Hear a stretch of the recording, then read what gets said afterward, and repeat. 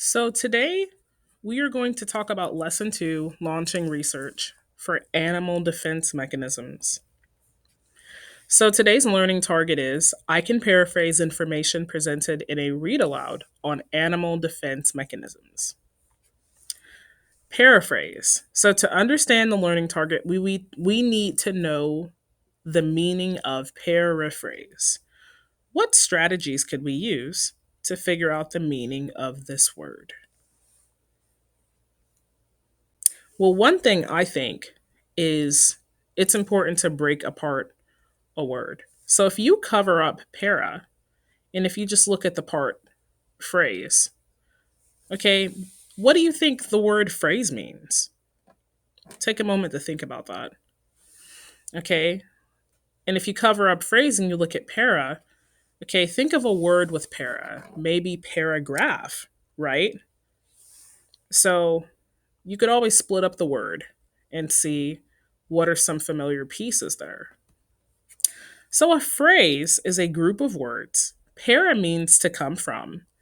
So paraphrase means to come from words or explain something in your own words.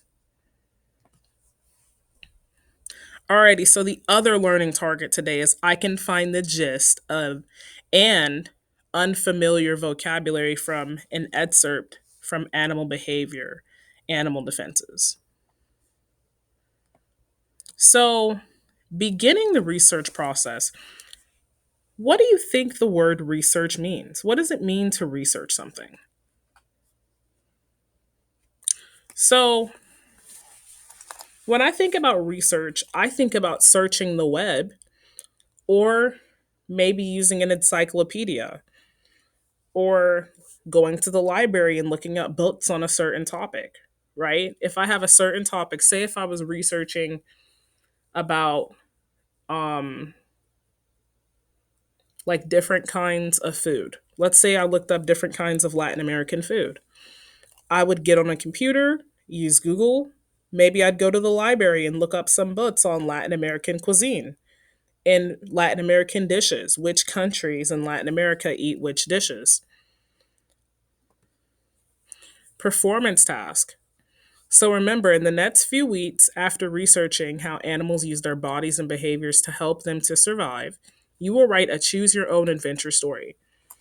Okay. So I will get into the details of that later. We are still only on day 2 of the quarter, so we have time to delve into all of that. But this part is super, super important. You need to keep in mind that we are going to be discussing the whole quarter. The whole quarter.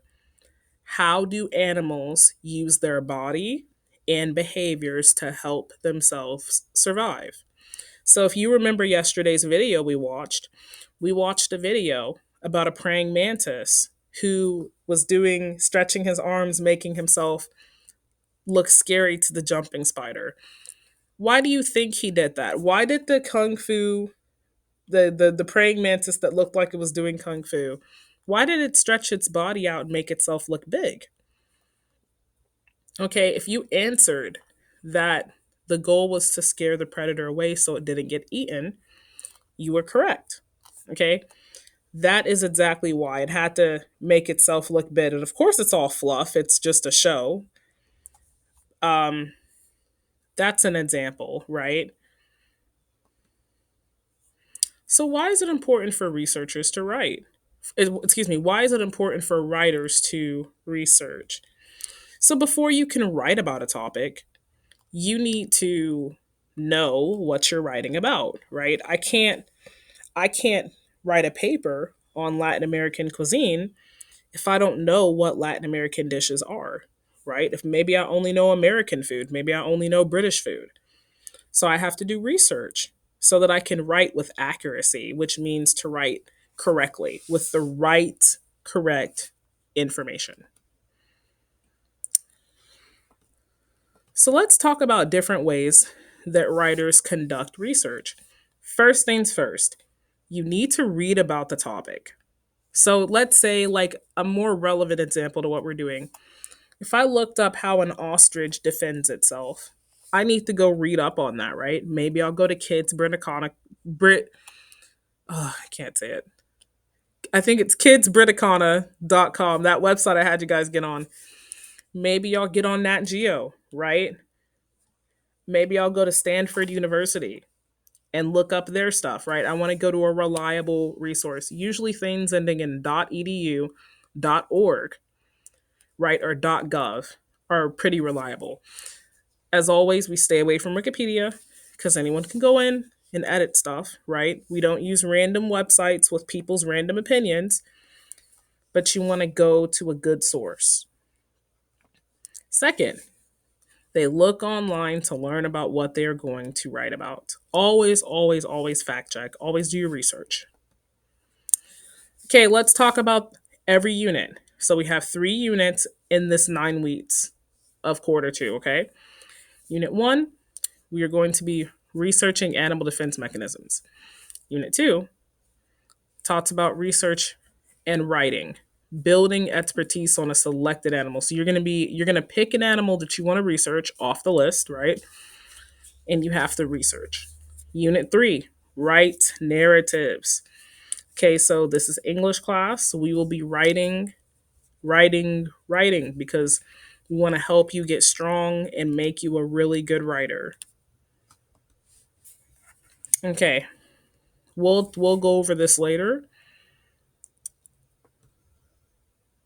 So don't forget the question that says, how do animals' bodies and behaviors help them to survive? That is our key question for the whole quarter. Okay, so I'm going to pause the video and we are going to paraphrase venom. Okay, so some prerequisite questions I want you to be thinking about, or pre-thinking, I guess. Not prerequisite, but pre-thinking questions before we start reading. What do you think venom means? Think about snake venom, right? What do you think snake venom is? What does that mean? What do you think you will learn from this book that we're about to read called Venom? Okay. Or think about the animal defenses textbook I showed you, that I gave you earlier, right? Or yesterday. What do you think you're going to learn about from the book titled Animal Defenses? Look at the back of the cover, right? So here's the cover of the book that we are going to listen to. So here's a pre recorded video, pages 4 through 5 of Venom. Okay, what do you notice about these pages? What do you wonder? So I'm going to pause the video and I'm going to play that for you. Okay, so now that we've watched the video,